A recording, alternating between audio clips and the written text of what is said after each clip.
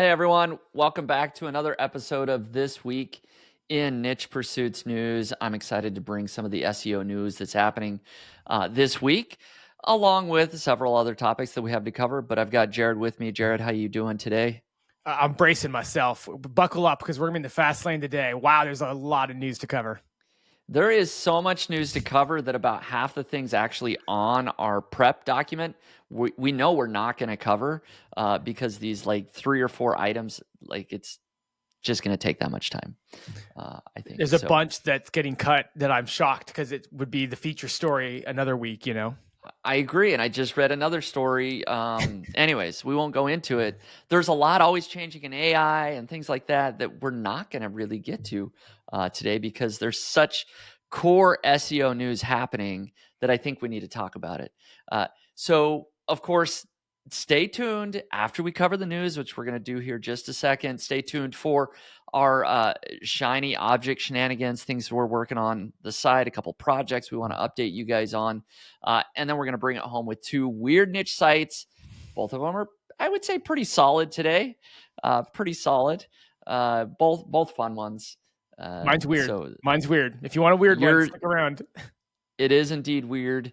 Mine's fun in nature, but does shockingly well. When I pulled up the traffic stats on this thing, even organic traffic for my weird niche site, shocking because it's like a one-page site. So I'm not surprised. This is the first time we've been doing this podcast for almost a year now. This is the first time where we have a site on the weird niches that I've actually used before. There you go. So it's been around the block a little bit, but it's time to dust it off and show it to everybody again. So before we jump into the podcast, I wanted to let you know that today's episode is sponsored by Search Intelligence. Here's a short clip of Ferry from Search Intelligence showing you how their agency built digital PR links to a client's website. We got 20 links and placements on massive websites such as The Express, Mirror, Daily Record, and many more with a campaign about the pros and cons of popular diets. Not bad. This is exactly how we've done it. Our client is a very popular fitness client. We have asked them to provide thorough expert commentary about the pros and cons of the most popular diets. Once we have this information, we put this in a nice email and send it out to 15,000, yes, 15,000 journalists from around the world that write about fitness.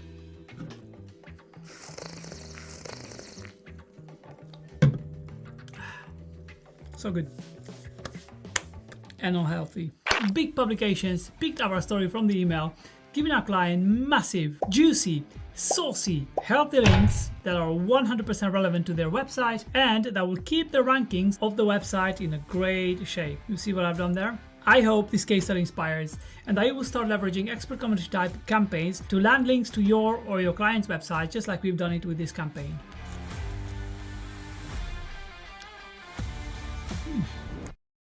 If you want similar link building PR campaigns for your website, head to search-intelligence.co.uk and get in touch with them now. Okay, let's jump into the news because boy, oh boy, do we have a lot of news to cover.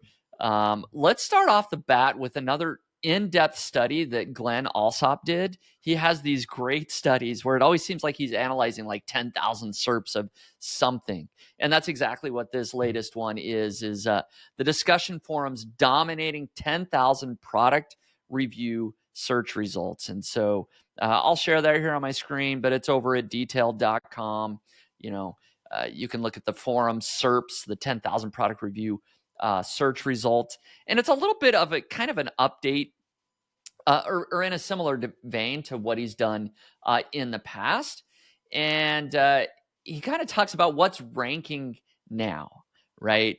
And the things that are ranking now, well, we've got these huge media Goliaths, as he calls him, these conglomerates, right, that are dominating the search engine results. But Redditt is the clear winner here. When we look at hand-picked product review terms, 10,000 product review terms. And he gives some of examples like best electric toothbrush, gifts for best friends, best pregnancy pillow, best portable AC, etc. Those types of terms, those affiliate terms. I mean, Redditt is just dominating the SERPs, the number one sort of results. And so he says here, across the 10,000 search results, the discussions and forums feature was present in 77% of them and linked to 766 individual forums. And you can see an example of these. I'm sure people have seen these. Most of the time, Reddit is showing up as one of those results. Reddit was present 7,500 results and featured 14,000 times, meaning they showed up a couple of times within that snippet.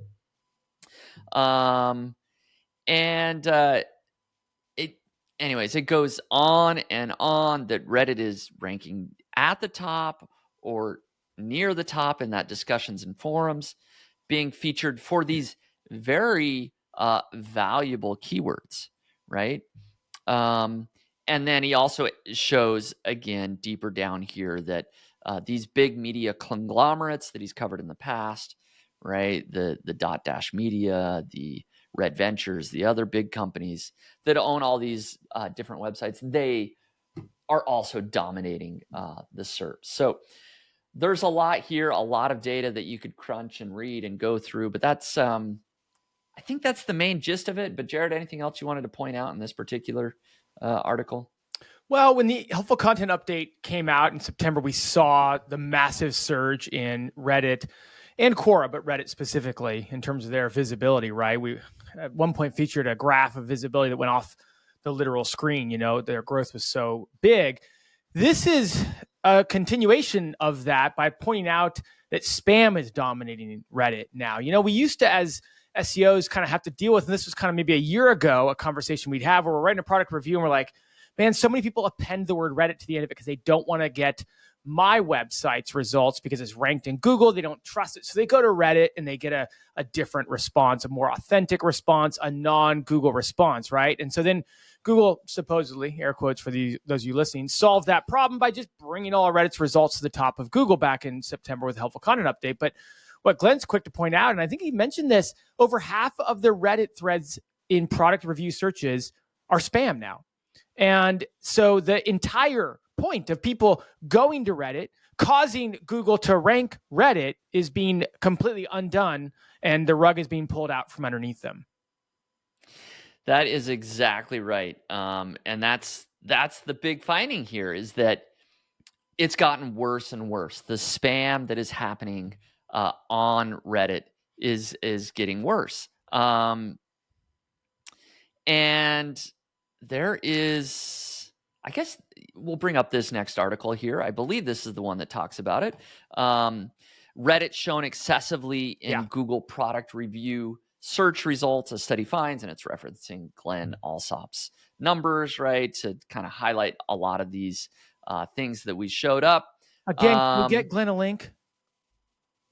We'll get Glen a link. Oh, is it? Does he even have one? There we go. I think there it is. Okay, good. Because last time we didn't see a link for Glen, so I'm glad. I think you and I helped change that. That's right. Got to look out for Glen. Anyways, sorry. But yeah, so yeah, it's a good article. Is this an overcorrection, right? Is Google pushing Reddit so heavily because it gets these real responses?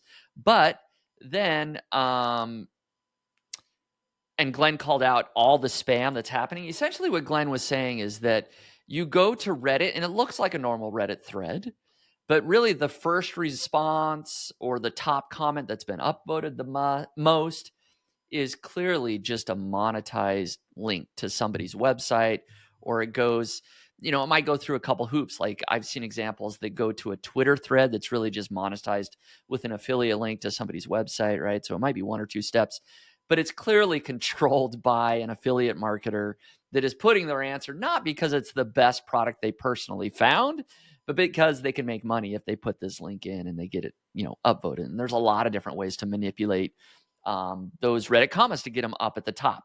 And Glen clearly called that out, so much so that a Reddit spokesperson responded after they published this article, Search Engine Land. The spokesperson said the examples that are shared appear to be cherry-picked. Google is sending more product review traffic because we have good and legitimate product reviews.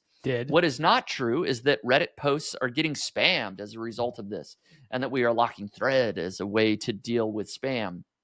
So the spokesperson comes out and says, no way, man, we have great product reviews. They're getting upvoted by the community. This is not spam. And they even say that Reddit spokesperson added that Reddit launched a new spam detection method in Q3 of 2023, which helped identify 2 million spam accounts. And then Glen responded, but Glen responded, but then Reddit sent over an example of, they were like, here, look at this, as if one example could prove that, Glen's study of 10,000 URLs wasn't valid. But they sent over an example, and as it turns out, that example was littered with the exact thing that Glen's talking about.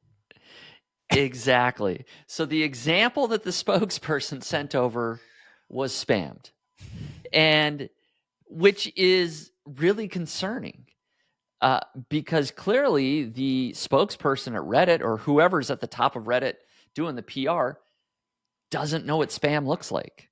They're not detecting it. They're not catching it, right? They didn't accidentally send a link that was spammed because, I think they literally sent it over thinking this is a great example. They didn't realize that's what spam looks like. They don't get it. I mean, again, I was trying to think about this. Like if I told like my parents, like, oh yeah, Reddit's being spammed, and they said, show me an example, and I showed it to them, they'd probably look at this example and say, what do you mean? That's not spam. That's like, it's in English and it's legible, and it's, all these caricatures of what spam looks like. I think what Glen is talking about is that in this case, it's purposeful with the intent of making money, not with the, you know what I mean? So I think that there might be some differences in what people understand as spamming Reddit. And I think that spokesperson kind of falls more on that other side and not getting it, like you alluded to. Right. Exactly. Yeah. Maybe it's not spam. I guess it's well written. It's, it's not it's not mass. We often think of spam as like mass, like here's a like million the old article spinner links. days and stuff, right? Like right. It doesn't actually make sense. It's not legible. I don't know. I'm trying to give the spokesperson a benefit of the doubt to some degree. Like, but I just, they're missing, what do they say? Read the room. Like they're missing the memo here. Yeah, exactly. And, I don't know where the paragraph is, somewhere along here, but basically the author on Search Engine Land says, hey, I checked out the links that the Reddit spokesperson sent, and Glen's correct that this is like exactly the example of like a spam comment, right, that they sent over. So it's, first of all, it's just hilarious. Yeah, the whole interaction. Right. But I think this is getting the attention of Google. Danny Sullivan is kind of aware of a lot of this that I'm going to show here in a second. And we're starting to get some reactions that maybe some of this could eventually get tweaked and changed, right? Because the whole idea that Google's improving their algorithm, now we're showing Reddit more.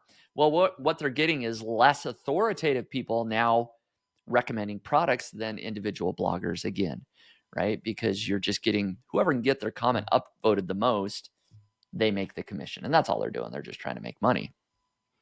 Whereas if you own a blog, yes, you're trying to make money, but you know that you have to do a well-written review. You have to provide a lot of, supporting data. You have to be well thought out. You have to format the article. You have to do a lot of work than just writing a one-sentence spam link that you can upvote on Reddit, right? It's very different. It's very bizarre. Google built 20 years worth of success on PageRank, which is backed by a highly complex algorithm of ranking the best content based on a whole number of factors. And then all of a sudden they said, hey, you know what? Let's just throw the baby out with the bathwater here, and we'll just go ahead and rank something that's user-generated. And we know to some degree why there's inklings of user-generated content ranking, or that it could be ranking well. But man, I mean, throwing the baby out with the bathwater, and we're less than 6 months after the fact, and it's already coming back to rear its very ugly head for them. Yeah, it definitely feels like an overcorrection. Hopefully they're getting the memo. But we've got another example of that. This article went what I would call semi-viral. I'd love to know how many visitors this article got, because this seems like it was everywhere I looked within the SEO community. Housefresh.com, which they're just a product review website. They review a lot of air purifiers, dehumidifiers, and they were hit by the helpful content update. They were very clear on this. They wrote an article essentially about, okay, well, the title says it all, how Google is killing independent sites like ours, and why you shouldn't trust product recommendations from big media publishers ranking at the top of Google. Right. And so they've got screenshots. They did a great job here, right? Of Better Homes and Gardens, Forbes, People, Real Simple, Rolling Stone, other large media publishers, these large brands, they're just absolutely dominating the SERPs in Google. And they go in great detail to kind of show that, hey, these websites that are ranking at the top, they're not showing any sort of independent review of these air purifiers. They're not showing any of their data. They say the words, hey, we reviewed this, we had this hands-on approach, but they're not showing any evidence of that. Whereas Housefresh does. Apparently they provide all their data, their raw data, their scientific studies. They test things in a lab, which is pretty impressive for an individual publisher to do. But they gave examples of, the one they dove deep on was best air purifier for pet hair. And they highlighted how Better Homes and Gardens, Popular Science, Rolling Stone, that not all of these are owned by the same company, but there was at least a couple of them. Yeah. And the photo credit was the same person. So they clearly hired like a freelancer to take these images. And maybe even the reviewer, they had somebody, sort of verify their results, and the name of the person was the same across multiple websites.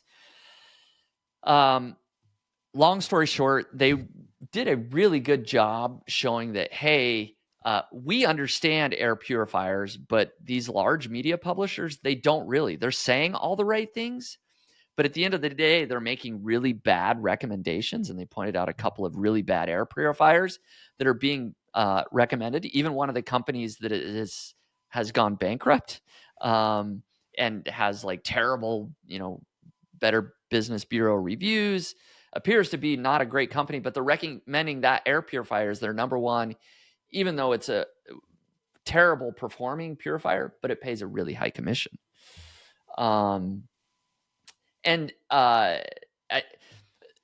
Again, I think the title says it all, that Google is ranking these, it's killing small-time publishers, and these big publishers are not doing a better job. They are not showing the truly helpful content that Google says that they want. It's a very well-written article. It reads a bit like if they were going to court, right? To like create an argument in front of like a jury and a judge. It's very well thought out, very well documented. Not something I'd be able to pull off. And yeah, I mean, it's just, I mean, what about this article have we not said yet? And have we not talked about in many different angles and many different pieces? It reminds me of a story back when I was in the photography industry, and a conference who was put on by a specific photographer who had risen to prominence. That conference did a photo competition. That's very common in the photography industry. You have a photo competition as part of a conference. People submit their images. You get awards. When you win awards, you put that on your website. You feature that. You tell your clients about it. It helps bolster your credibility. Well, the photo competition was won by the guy who put on the conference. Now, he wasn't a judge. They were all independent judges, but it created a bit of an outcry, and people were saying, well, how is this determined? And all the judges were like, well, he had the best photo. And it was like, well, but he's putting on the conference. And so it kind of feels a bit like this whole like content for people that people enjoy. And Housefresh is saying, yeah, we're actually testing all this, and these other guys aren't, and they're relying on other factors that you have, but you're telling us it's not about those factors. It's about the things that people want.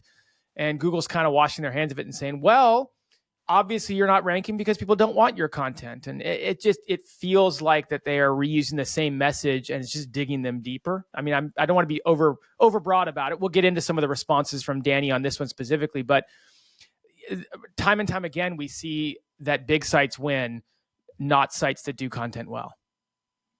Yeah, unfortunately, that is the case, right? You get less in-depth content.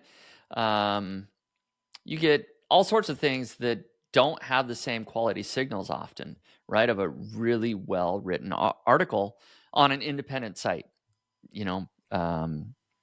You're getting these big publishers that are dominating the SERPs. One thing go ahead.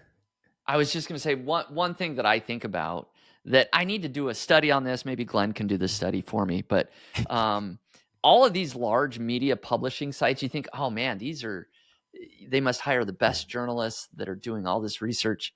I bet that most of the content written is being written by 20-something-year-old freelance writers that Forbes hired or that Rolling Stone hired to write a piece, right? I'm guessing that they're not really experts in their field. If they're even people. With Sports Illustrated, I screenshotted something that was this week where it says in the byline, written by Elvin Labs, which is an AI software. I mean, if they're even people, you might be. Right. I mean, we should be so lucky to have a 20-year-old write an article right now. Yeah.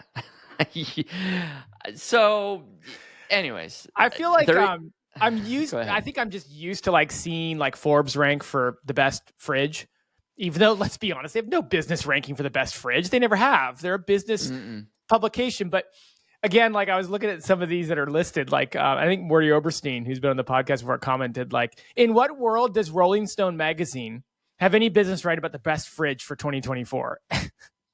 None. I mean, yeah, it's one of those things where it's so obvious. And if everyone can see it, then why the heck is it hard for Google to get rid of it? Well, I don't know. Other than to say that Danny did respond, the official Google search liaison, Danny Sullivan. And why is it so hard? I don't know. Other than I take a little bit of comfort in knowing that Danny is listening. Yeah. And he's totally hearing the message, because he did respond to this specific article, right? He responded to Giselle Navarro, who wrote the article for Housefresh, and said, thank you. I appreciated the thoughtfulness of the post and the concerns and the detail in it. I passed it along to our search team, along with my thoughts that I'd like to see us do more to ensure we're showing a better diversity of results that does include both small and large publishers.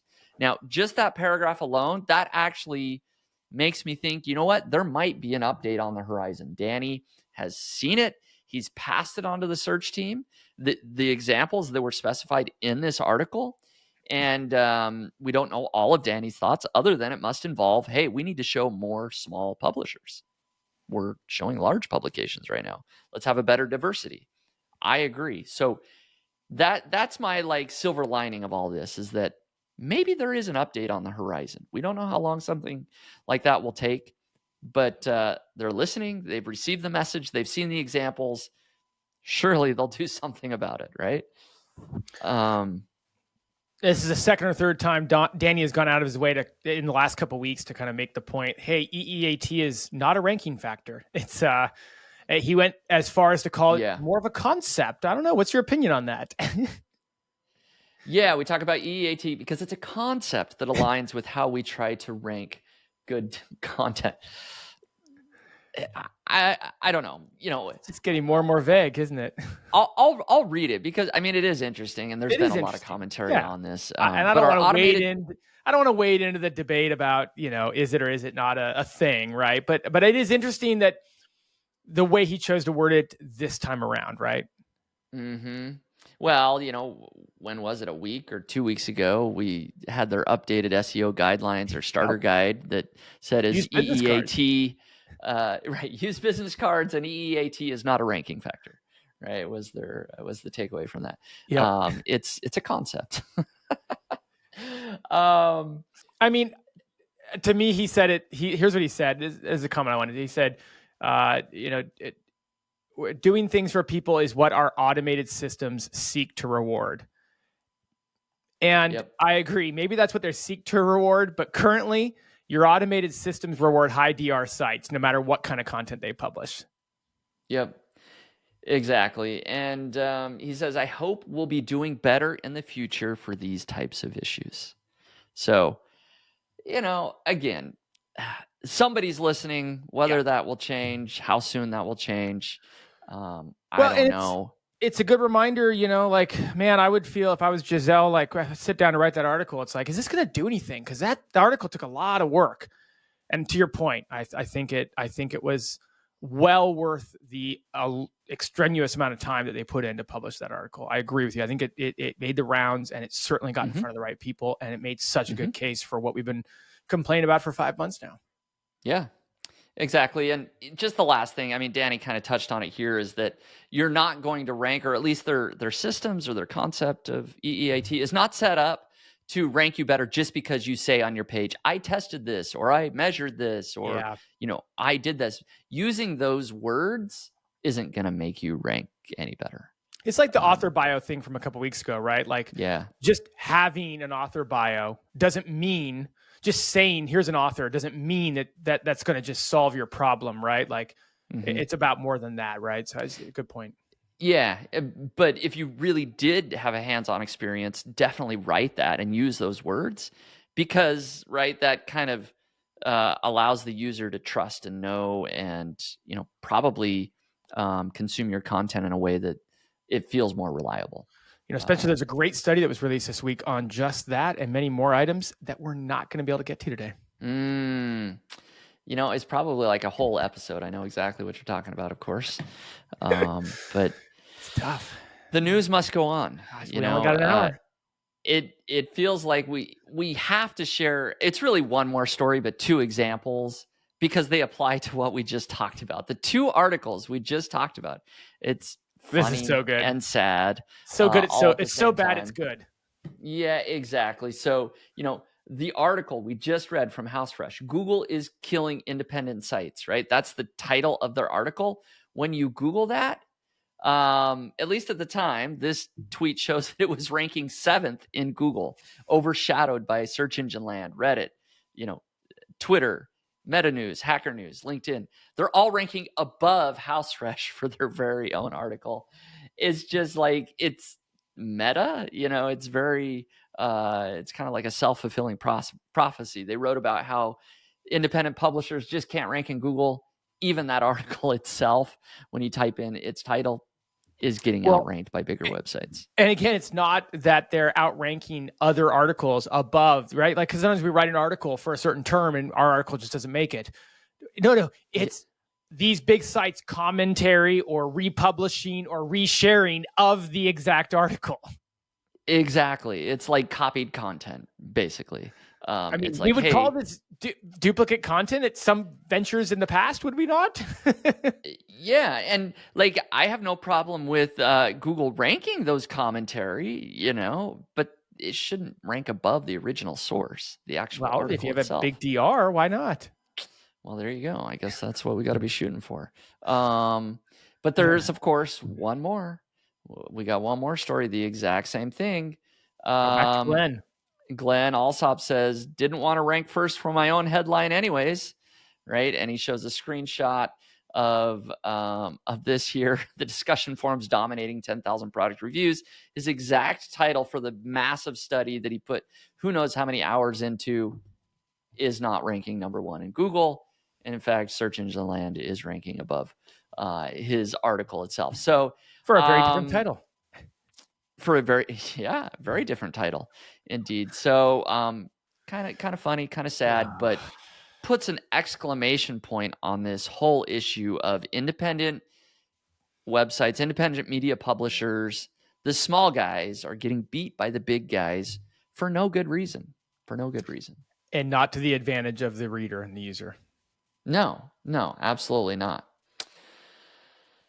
Oh, man. Well, that kind of ties a bow on those stories, I think. It kind of brings us full circle. So the ball's in Google's court. We'll see what happens next on that. Well, they took a step forward when it comes to some of the junk that's ranking high up in the SERPs, which our next story addresses. And again, I was telling you before we recorded, we could have made this next story the entire news episode.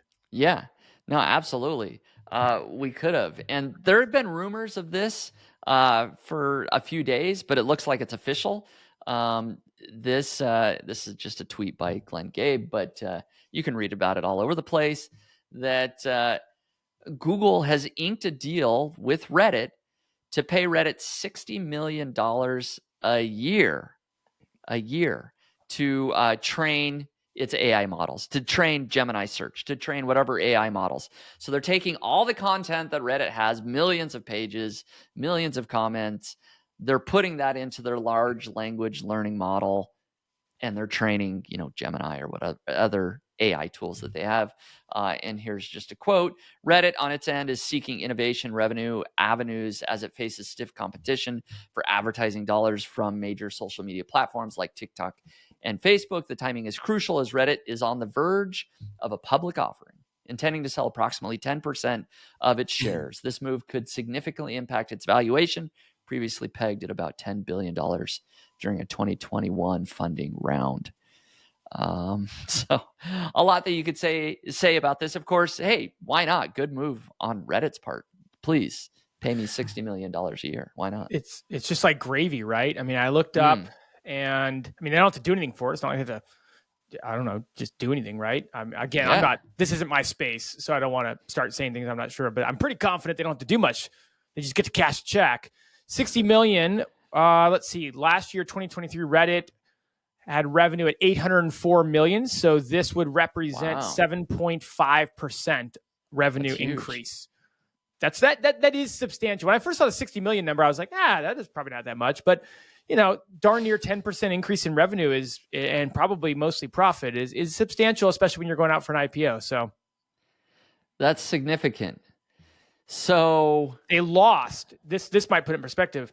They had losses last year of 90.8 million. Wow. So this would, again, assuming mostly profit, would reduce that by 2/3 overnight. Am I doing my back of the napkin math all right there? Mm-hmm. Yeah, absolutely. That's huge for an IPO. Huge for an IPO. Absolutely. I mean, that's a huge chunk of change.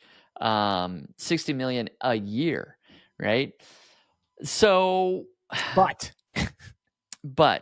why would Google do this? Well, it's this huge data source, right? That Google can train their AI models on. But maybe I'll let you give the punchline here, Jared. You sort of said it well right before we started the call. It just sort of the irony of all this, right? The irony is Google doing a deal with the devil. I mean, it's like Reddit, to your YouTube videos point, Google has a Reddit problem. Google was losing traffic on a daily, monthly, and yearly basis to Reddit. They oddly, and again, we could debate this. We have debated it in previous podcasts. They oddly then remember there was last summer there was a debate about Reddit de-indexing their platform from Google. That's right. Like, this should not get lost in all this discussion. Here we are, 6-7 months later. Google turned around, said, "Well, if you can't beat them, join them. Welcome back to the SERPs. We'll throw you everywhere because people love you instead of us." And we'll pay you $60 million a year to stay there, right? We'll just pay you $60 million and we'll just get access to all of it. And what's funny about this is, of course, what we just talked about is that more and more of the comments are being spammed, that it's just filled with, they're buying the junk that they used to have that caused them to go there in the first place. Exactly. More and more of Reddit is being spammed. The comments are not legit. It's just people trying to make a buck. So they make 1 or 2 comments and then pay all their buddies overseas or freelancers overseas to upvote all those comments. And perhaps a lot of those comments are generated by artificial intelligence, right? And so perhaps we've got all this AI generated content on Reddit that is now being used to train Google's new AI model. What happens when you make a copy of a copy? Isn't there some movie about that? You make a copy of a copy of a copy. It just gets worse and worse. Well, it feels like we can talk about it just from the photography standpoint. Every time you make a copy of a JPEG, it reduces the quality. That's why we're always looking as photographers for the raw file. They literally call it the raw file, and we work off of the same original file because exactly what you talk about, the image degrades to the point of being unusable pretty quickly. I have to believe that there's some truth to that statement as it applies to AI models as well, right? If you just continually copy what an AI spits out, like eventually it's going to probably get pretty far off the beaten path. So It's the game of telephone, right? Like if you say something Yeah. in someone's ear and then you see what comes out 12 rounds later, which is odd because you're saying one sentence to someone, one statement to someone, and then you go around the room, right? And what comes out 12 people later is vastly different. Imagine this with large language models. I think I need to do another video and simply call it Google still has a major Reddit problem. And just larger cover all Reddit of this, problem. an even bigger Reddit problem. Oh man. So we'll keep our eye on this, but Reddit and Google, boy, making life a lot of fun for the independent publisher here.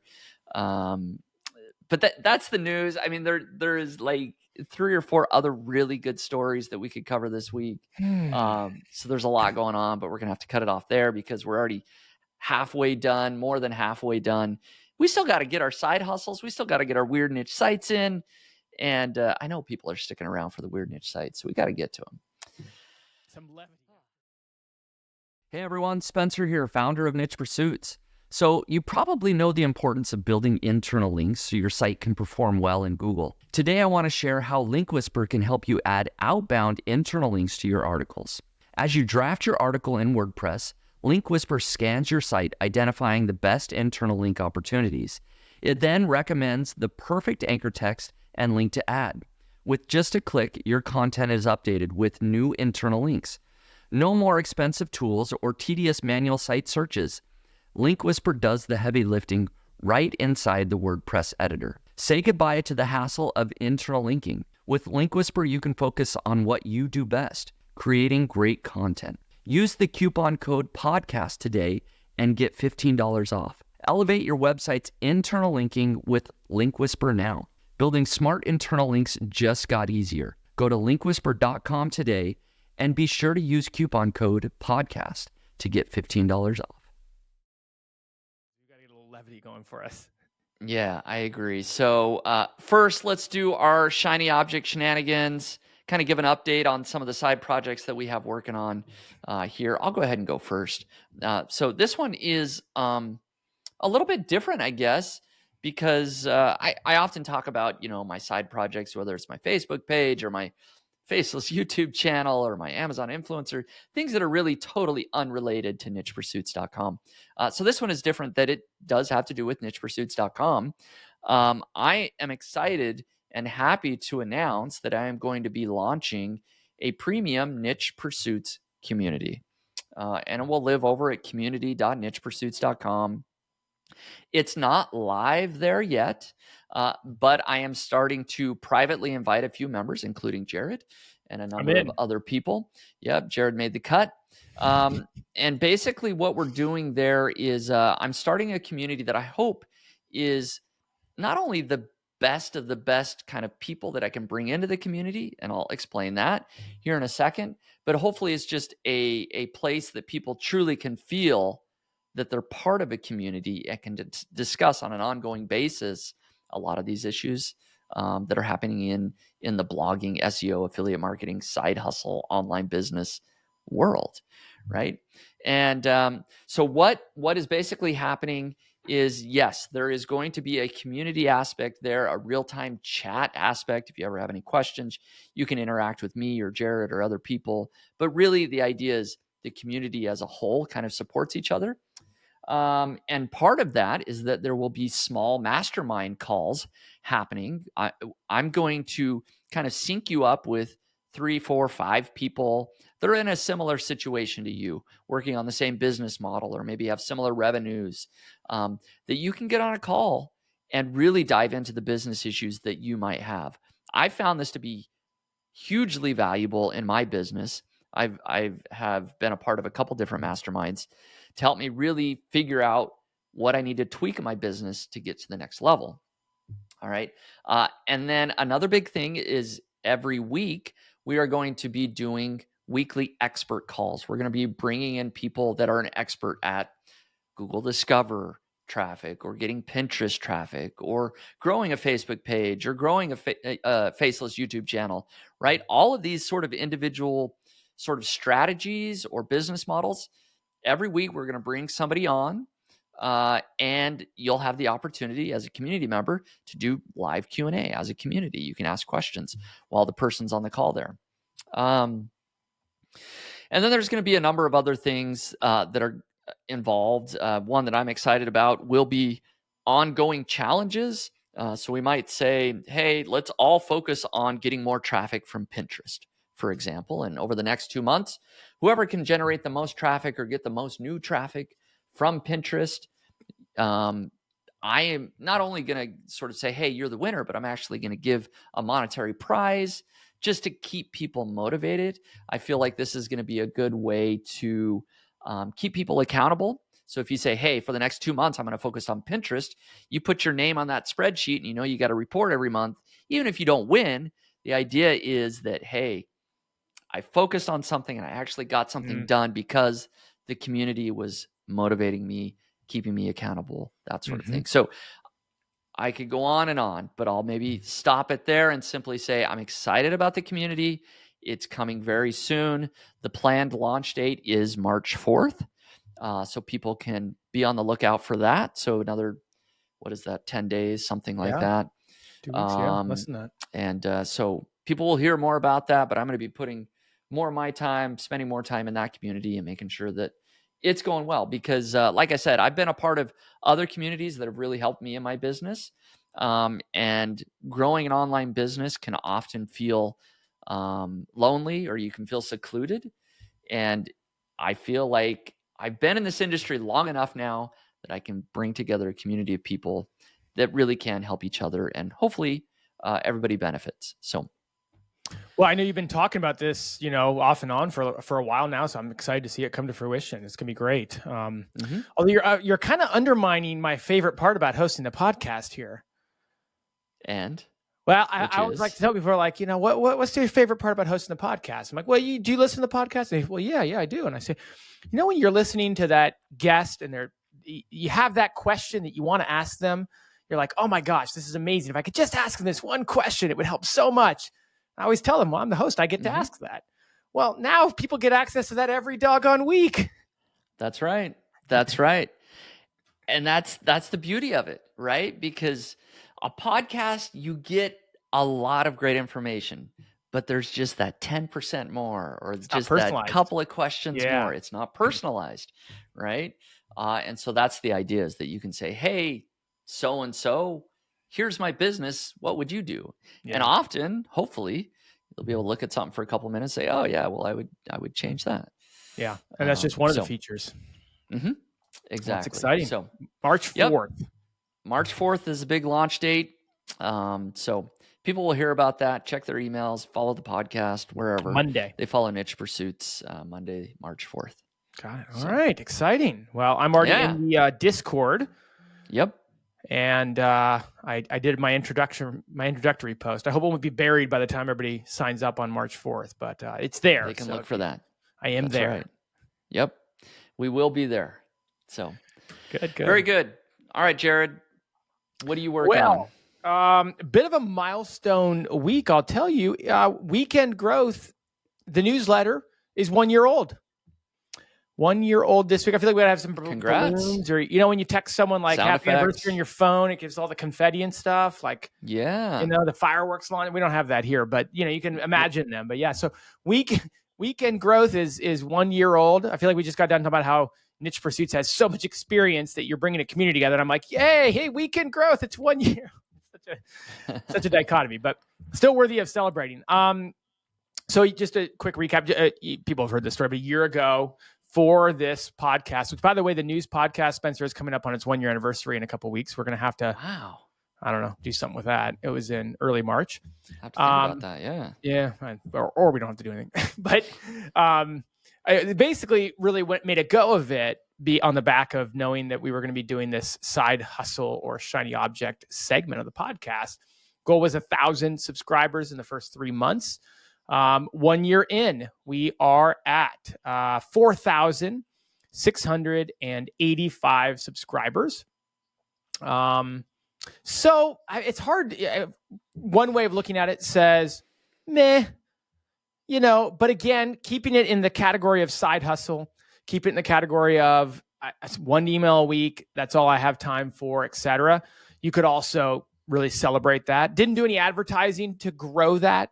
Experimented with like a partnership or two, but mostly just organic growth.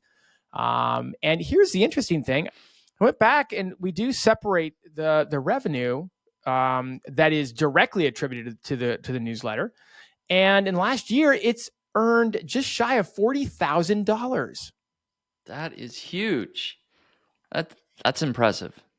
So that comes from a variety of things, a very wide variety of things.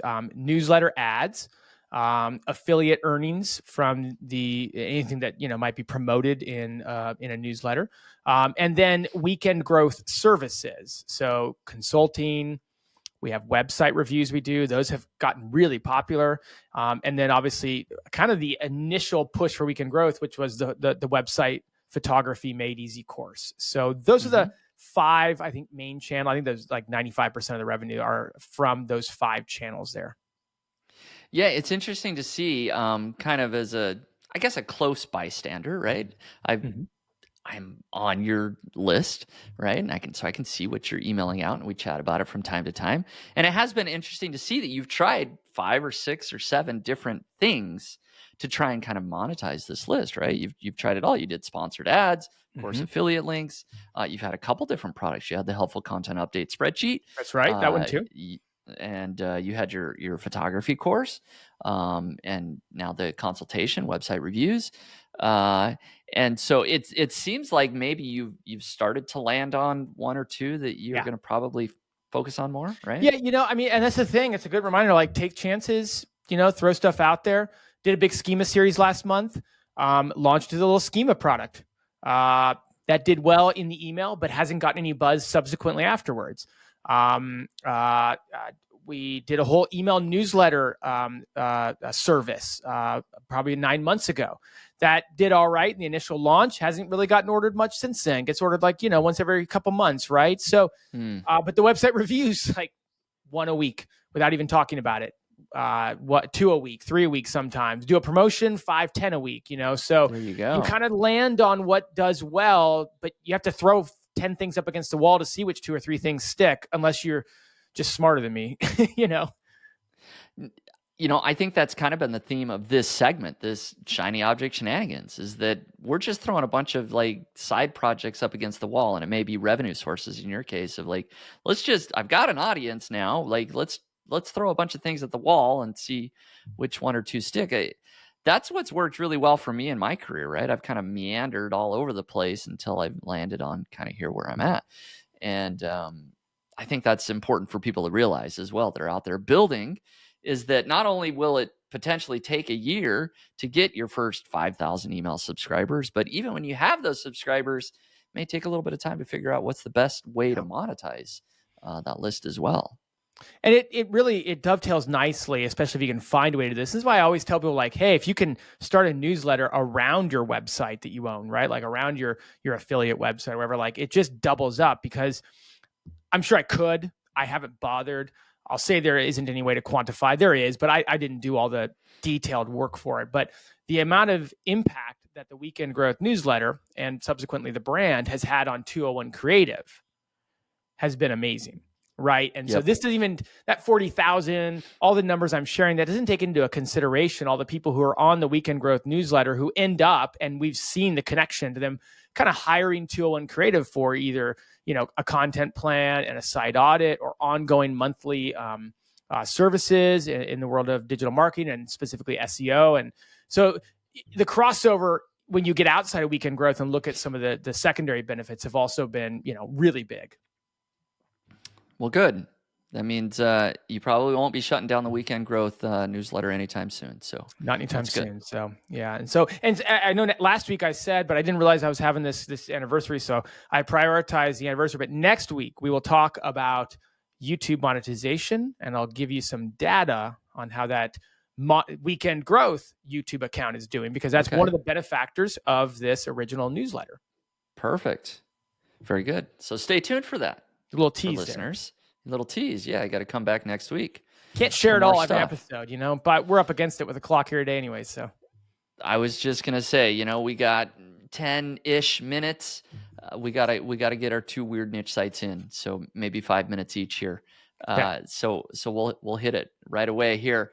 So my weird niche site, I think maybe I'd heard of this a while ago, but this came up because I was lamenting, complaining, whatever, having one of my rants on the comment section of one of my recent YouTube videos. It was about the Amazon influencer program.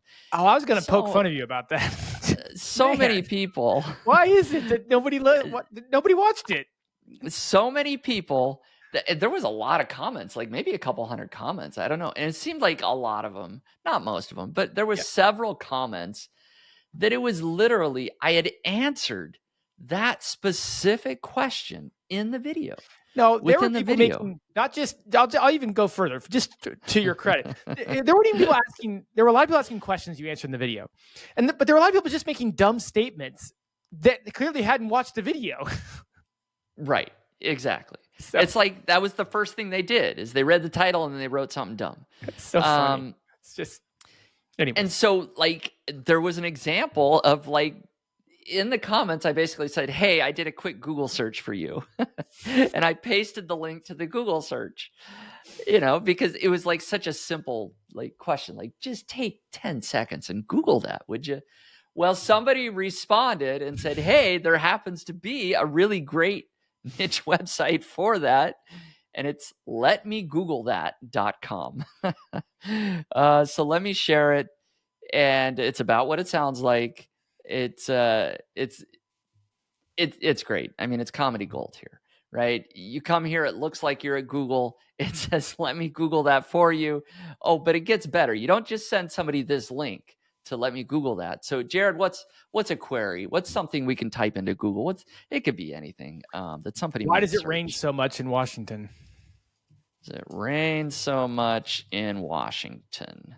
Right. So then type a question, click a button. So we're going to click that. Right. So here's where it gets great. So if somebody on somewhere, ask that question, you say, you know what, let me, you go here, here's this link. Oh, okay. What did I do? Let me copy that link again. Copy URL. Okay. And then if I copy this in here, it goes over to the URL. It types it out for them, as you can see animated on the screen, slowly hovers over the button and hits Google search, right? It's like, here, let me Google that for you. And then I don't know what's going on here, if it always just doesn't show the results, but I think usually people get the point. Yeah, usually it works. You go to let me Google that for you. And when people ask silly questions, easy to answer questions, you send them here. And there's let me do that. Oh yeah. Cause when you do an actual search, it pulls up their shop, right? So they're selling hats, pens, mugs, all these things. And I think they're probably doing pretty well, because when I go over to Ahrefs, they're getting quite a bit of traffic. They're getting 111,000 organic visitors a month. Man, right? Coming from Google and top pages. I don't want top pages. They got like one page.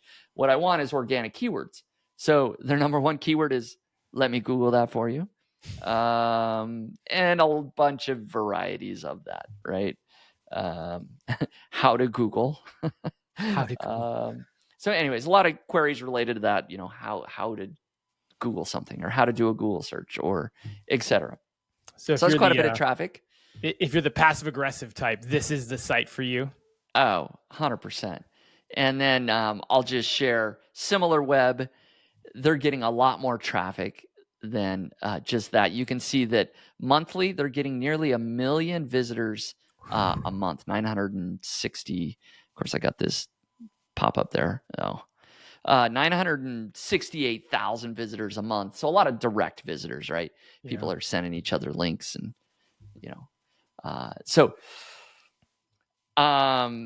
how much money it's making, I don't know. They sell their merch, Why don't they have an ad in the homepage? That's what I was just thinking. If they're getting 1 million views, That ad would be served above the fold.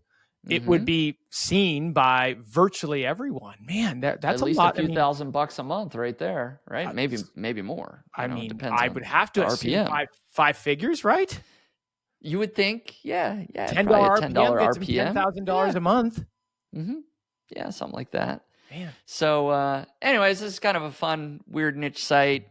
Try it out. Send it to your, frenemies that you have out there. I see at the bottom that they're keeping with the times, and so if you are if you've moved on from Google and you just hang out with ChatGPT all day, and so do your friends, you can send them this. It looks like the same. I haven't tested it, but it looks like the same thing with ChatGPT. Yep, it is. Here's the site. Let me GPT for you, or letmegpt.com. So, yeah, good stuff. I have used this like a long time ago, like 10 years ago. I remember it, and I had fun with it for a little while, and then I lost the URL, and I haven't seen it since. Here you go. We're gonna bring it back. Site. All right, Jared, bring it home for us. Mine's not quite as fun, but it certainly checks the quirky box or the weird box. Mine is Throx.com, which sounds weird. And careful there. It's not. It's a weird looking site too. Yeah, you're probably a little nervous. I see a lot of legs and socks. A lot of leg going on here. This is the cure. Throx is the cure for the missing sock. All right. And I'm a little hard pressed to call it a cure. What this person has devised is that when you buy socks from Throx.com, you get 3 instead of 2. So that when you lose one, you now have 2. Brilliant. Right? Brilliant. Yeah, brilliance aside, we'll get into the brilliance here in a little bit. I actually dug a little deep into this because I was so not blown away. That's not the right word, but whatever you want to say, it was very perplexing to me. Now, this site was originally not the site that the brand was originally pitched on season 1 of Shark Tank. I saw you listed that, and I almost wonder if I remember this. Here it is on Shark Tank. Yep, I do remember this guy. I remember that guy's face. Man, they have on Throx.com on the about page. They have his segment. So I watched it. Man, he's a character. He looks like a circus guy, like someone you find at the fair. Pitching some weird knife to you. A little snake oil. Who do you think? Do you think anybody funded his deal? I think Mr. Wonderful funded his deal. Mr. Wonderful laughed at him, said it was a niche. What do you say? It was a gimmick, like a tchotchke. No one funded his deal. Oh, he wanted $50,000 for 25% of Throx. He was only making $38,000 at the time. So now, fast forward a decade later, the guy has collaborated with various artists. He's launched an eco-friendly line, and he's become pretty popular with the teen and preteen category. The folks who like to mix and match their fashion and their socks, right? Swap with a friend, right? Exactly. Swap with a friend. So you get a bunch of socks, you can start swapping. So supposedly, I read on sharktankblog.com that he is making $1 million a year now. Really? Yes. Wow. That's what that link that you had pulled up there said at the bottom, is that he is now doing $1 million a year. No deal from Shark Tank. Still going strong at $1 million a year. Now, if he's doing $1 million, he should carve a little bit out to invest in his SEO, because he is a DR34, probably just from the links that he's gotten from Shark Tank and subsequently affiliated, mentions. But he ranks for 49 keywords, and he's only getting about 400 monthly visits from organic traffic, and they're almost all his brand name. So it's not exactly doing well when it comes to SEO, but he must be getting business elsewhere. Many would say the teen or preteen market isn't really using Google these days anyways, so maybe he's hitting it big on TikTok or something. Yeah, it's interesting because it doesn't even seem like there's that many socks on his site. I agree. It's like a 10, 12. That's all I'm seeing. I read some of the comments somewhere, I think on that blog post I had surfaced, and a couple people were like, well, interesting idea. I went to order a pair of, a three of socks, and they're more expensive than just buying 2 packs of my favorite pair of socks. Yeah. So I went and bought 2 pairs of my favorite pair of socks, and now I have 4 socks for less than I would have spent on this gimmicky 3-pack. Yeah, $23 a pair. At least the pair, that I'm looking at for 3 socks. So That's a lot. It definitely feels like more of the gimmick gift than it does the practical gift, or the practical purchase, I should say. I've bought some pretty nice socks. I mean, because I've run marathons, so if you want to buy really good running socks, so you don't get blisters and stuff, I've spent nowhere near $23 on a pair of really nice running socks. So he's doing $1 million a year, Spencer. Can you believe that? Yeah. I mean, I could. It's got that gag gift feel, Yeah, it right? does. Of just like, hey, I bought this. You laughed at Christmas. We're all happy, right? So Barbara had the same thing. She's like, I'd like to buy a few pairs for Christmas to give out as gifts. And they were like, do you want to invest? And she's like, no. yeah, no, I just want to make somebody laugh, and then don't ever expect them to wear the socks, type thing. So There you have good it. find, good find. So yeah, that's a good one. It's weird, definitely weird. Checks the weird box. I'll say that It much. checks the weird box. So, well, very good. Thank you everybody for sticking around so much. We're up against the time here, so we'll wrap it up. Like I said, there is so much more news that we could have covered, and we will cover more news next week. So be sure to stick around for our next episode. I'm sure there'll be new news by next week as well. So we'll touch on that. Thank you everybody so much for listening. Really appreciate your time. Have a great weekend, everyone. Thanks for joining us today on the podcast. Just a final reminder that it was brought to you by Search Intelligence. And if you're looking for link building PR campaigns for your website, just head over to search-intelligence.co.uk and get in touch with them today. Cheers. Hey everyone, thank you so much for listening to the Niche Pursuits podcast. I just wanted to remind you that if you are ready to start building smarter, faster, and easier internal links, you should check out Link Whisper. You can get $15 off Link Whisper when you use the coupon code PODCAST at checkout. Head over to linkwhisper.com and use the code PODCAST in order to save $15. Thanks again for listening.